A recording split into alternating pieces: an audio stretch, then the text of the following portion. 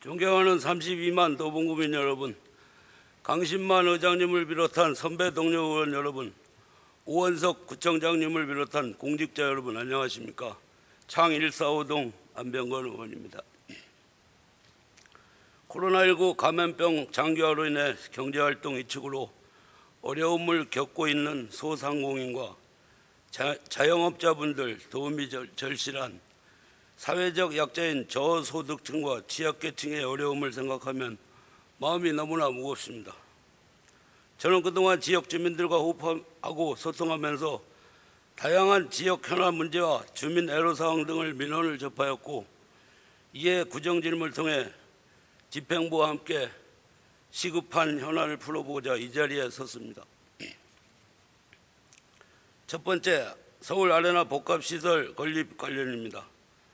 본 사업은 도봉구간 내 세계적인 수준의 전문 공연장을 건설하여 도봉구민의 문화 향후권과 지역 이미지를 향상시키고 지역 경제 활성화를 통한 지역 자생력 강화를 위하여 무엇보다 중요한 사업이라고 본 의원은 생각합니다. 2022년 4월 4일 서울 아레나 복합문화시설 민간투자사업 협약이 체결되었고, 올 상반기 실시 계획 승인과 건축 허가 등 필수 절차를 거쳐 2022년 하반기 착공해서 2025년 건립될 예정으로 알고 있습니다. 하지만 현재는 민간 투자 방식으로 추진되어서인지 당초 계획과는 다르게 착공이 늦어지고 있습니다. 그간 서울 아레나의 건립에 대한 기대감과 사업 추진에 적극적으로 반겼던 지역 주민들은 사업 지연으로 인한 실망감이 큰 상태입니다. 구청장께서는 서울 아레나 건립 추진 경과 및 향후 세부 일정을 답변해 주시기 바랍니다. 그리고 아레나 건립에 따른 교통 문제 해결 방안에 대해서 질문드리겠습니다. 서울 아레나는 18,000석 규모의 초대형 음악 공연 전문 공연장과 2,000석 규모의 중형 공연장, 영화관, 상업시설 등으로 구성된 복합문화시설로 건립 이후 K-팝 콘서트 등 문화 콘텐츠 향후를 위해 연간 180명이 방문할 것으로 예상됩니다. 그러나 시설물 자체 보유 주차시설은 928대로 관람객 수에 비하면 턱없이 모자란 상태이고, 공연이 있는 날에는 유동인구와 차량 증가로 주차 대란뿐만 아니라 교통량 증가로 인한 도로 및 창동력사의 혼잡은 누구라도 쉽게 예상할 수 있을 것입니다. 이러한 문제점을 해결하기 위한 장기적인 대응책이 없다면 결국 그 피해는 아레나 지역 주민뿐만 아니라 도봉구 전 지역에 및 구민이 안고 가게 될 것입니다. 이에 도봉구는 서울시에서 마련하고 있는 교통대책에만 의존하지 말고 구 자체적인 교통정책 방안을 마련하여 서울시에 지속적으로 건의하고 구민의 의견이 반영될 수 있도록 협의해야 할 것입니다. 구청장께서는 도봉구 차원의 교통대책에 대한 장기적인 계획을 검토하고 있는지, 또한 어떠한 대책을 강구하고 있는지 답변해 주시기 바랍니다. 추가적으로 대규모 관람객의 유입과 지역 내의 소비를 통한 상권 활성화가 필요한데, 현재의 창동역 주변 상권으로는 대규모 외부 관람객을 흡수할 수 있는 환경이 안 되어 있는 것으로 보입니다. 공연 관람객이 공연만 보고 소비는 외부에서 한다면 대규모 공연장의 건립 의미가 매우 적을 것으로 보입니다. 이에 대한 구 차원의 대책이 있는지 답변해 주시기 바랍니다. 두 번째, GTX 신호선 도봉구간 지하와 관련입니다. GTX 신호선 도봉산 창동 구간은 타당성이 끝난 뒤인 2020년 11월 30일 국토교통부가 기획재정부에 민간투자사업 심의를 요청하면서부터 GTX-C 열차가 1호선 철도를 공유하는 구간 창동역까지 약 5km 늘어난 사업이 생겼습니다. 그러면서 이 구간이 갑작스럽게 지하에서 지상으로 변경되었습니다. 이에 지역 단체 주민들과 함께 지역 국회의원 및 구의원, 당협위원장 등 국토교통부를 상대로 감사원, 감사청구 등 다양한 방식으로 문제를 제기하였고 지하화로 변경할 것을 요청했음에도 불구하고 GTX 신호선 도봉 구간의 지하화는 현재 불투명한 상태로 보입니다. 오원석 구청장과 서울시의원 등 GTX 신호선 지하화 등을 포함한 지역 현안에 대하여 서울시 오세훈 시장을 방문하여 협력을 논의한 것으로 알고 있습니다. 하지만 이와 같은 노력에도 불구하고 GTX 신호선 도봉 구간 사업이 지하화로 변경되지 않을 경우 구청장께서는 어떠한 대처 방안 향후 계획이 있는지 답변해 주시기 바랍니다. 세 번째, 우이경전철 관련 질문입니다. 우이방학경전철의 경우 당초 2018년 서울시 발표를 통해 2022년 이내 착공을 목표로 추진될 예정이었습니다. 그러나 사업이 지연되면서 착공 계획도 덩달아 지연되고 있습니다. 지난 3월 15일 서울시는 도봉구청에서 열린 기본계획 공청회에 2024년 착공 2029년 개통계획을 다시 밝힌 바 있으며 이 사업의 경우 현재 기재부 총사업비 관리 절차의 일환으로 수요 예측 재조사가 진행 중으로 알고 있습니다. 오원석 구청장과 서울시의원 등이 오세훈 시장을 방문하여 논의한 현안 중에는 우이방학경전철 사업도 포함되어 있던 것으로 알고 있습니다. 우이방학경전철의 사업이 지연에 대해서 구청장께서는 조속한 사업 추진을 위한 구 차원의 추진 계획이 있는지 답변해 주시기 바랍니다. 다음은 네 번째, 창록 민자역사 관련입니다.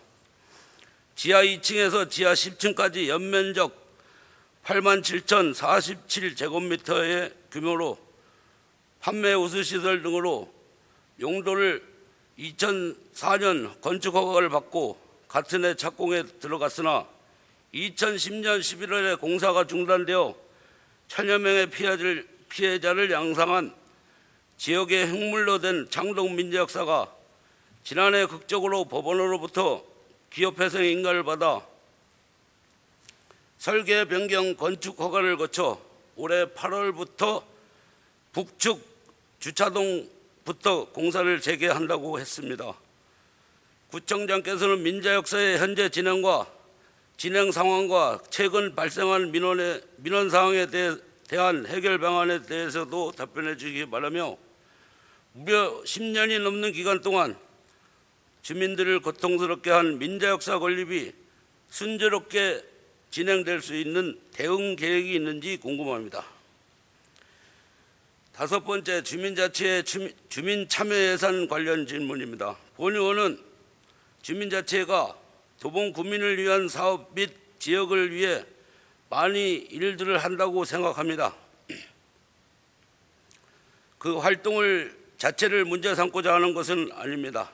다만 도봉구의 주민자치의 주민참여 예산이 취지에 맞지 않게 운영되는 부분들을 바로 잡았으면 해서 질문드립니다. 주민자치의 주민참여 예산은 현재 마을 단위의 모든 사업들에 관하여 동 단위 사업을 정하고 있습니다. 그런데 골목 가꾸기, 우이천 가꾸기, 장밋빛 해등록길 조성 등은 도로 보수나 공원 정비 사업으로 이것은 대부분이 집행부에서 관련된 부서에서 추진해야 할 사업인데 왜 주민자치에서 추진하는 것인지 아니면 주민자치로 이관된 것인지 의구심이 갑니다. 또한 태양광 LED 등 설치, 교통사각지대 반사경 설치, 마을 방송국 간판 및 게시판 설치, 안내문, 관내 안내판 설치 사업 등은 사업 이후 마을 단위에서 지속적으로 관리가 어려울 것으로 판단되는데 주민참여 예산 사업에 들어가는 것은 부적정한 것이 아닌가 판단됩니다. 주민참여 예산의 본래 목적은 예산 편성 과정에 있어 마을의 문제를 주민들이 해결하기 위해 주민 스스로 필요한 사업을 발굴하여 제안 실행하는 것으로 알고 있습니다. 국민생활 환경, 건강, 육아 등 주민생활과 밀접하게 관련된 사업은 주민참여 예산으로 편성될 수 있도록 하고 집행부의 전문성과 지속적인 관리가 필요한 사업은 구분하여 추진할 수 있도록 점검이 필요하다고 생각합니다. 2022년도에는 12지원 없이 구 예산으로 동별 최대 2천만 원이 지원된다고 합니다. 올해 선정된 주민자치의 사업들에 대해 어떻게 평가하고 있으며 주민참여 예산의 취지가 왜곡되지 않도록 집행부는 어떠한 개선 방안을 강구하고 있는지 구청장께서는 답변해 주시기 바랍니다. 6번째, 마을 활력소 운영 관련 질문입니다. 각 동의 주민센터마다 마을 활력소 및 소통 카페가 많이 들어서 있는 것으로 알고 있습니다.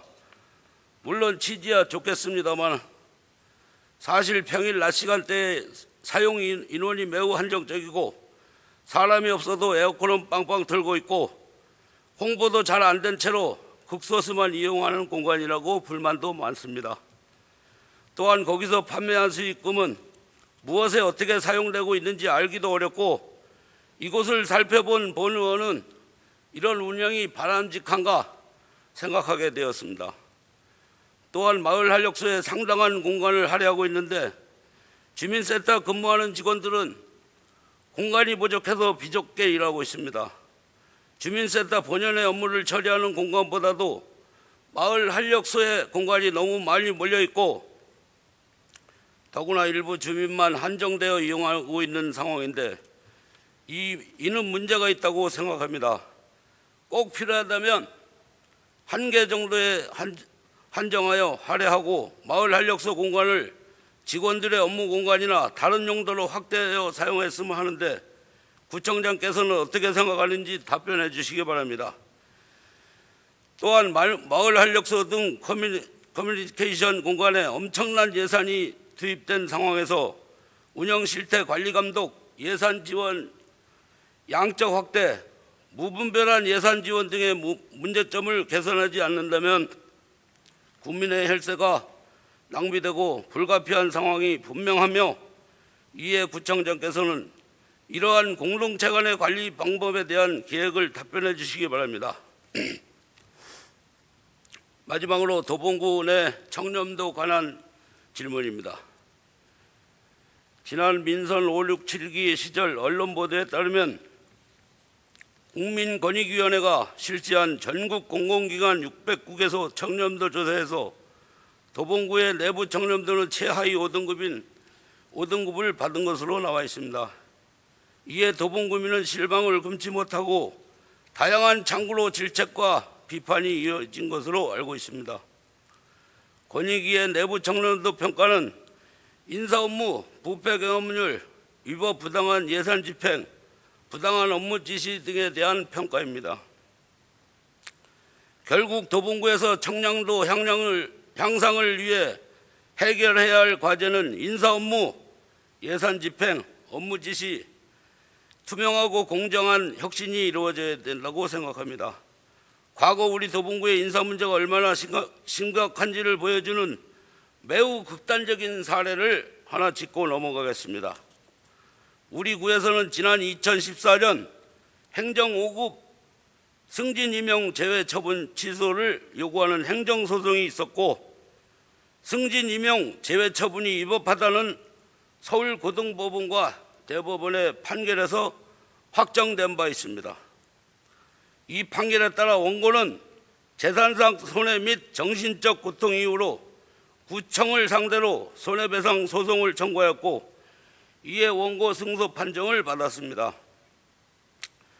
따라서 도봉구청에서는 손해배상 문제가 남아있는데 현재 이에 대해서도 도봉구청장과 구청과 원고 간의 대법원의 상고심이 진행 중으로 알고 있습니다.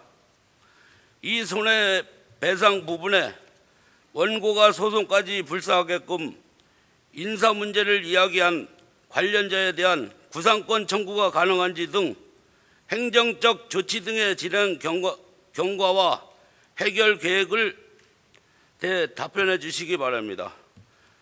향후 도봉구에서는 인사와 관련한 이렇게 불미스러운 일이 발생하지 않도록 공정하고 투명한 인사를 확립하기 위해 각고의 노력이 절실히 필요하다고 생각합니다. 이제 민선 8기로 변모한 만큼 구청장님과 집행부는 학연 지연에 따른 인사가 아니라 능력과 실질적 따른 합리적인 인사로 열심히 일하는 직원들의 사기를 높여 건강하고 활기 넘치는 조직 문화를 만들어 주시기 바랍니다. 인사 마찰로 인한 휴직으로 또한 피해를 보는 동료 직원들이 발생하지 않도록 공명정대한 인사를 통해 책임 있는 자세로 내부 청렴도를 항상 지켜주시기 바랍니다. 이를 위해 구청장께서는 인사와 조직 개편, 예산, 조직 문화 개선, 적정한 업무 배분 등 세부적인 대책과 계획을 강구하고 있는지 답변해 주시기 바랍니다. 이상 구정질문을 마치겠습니다. 경청해 주셔서 감사합니다.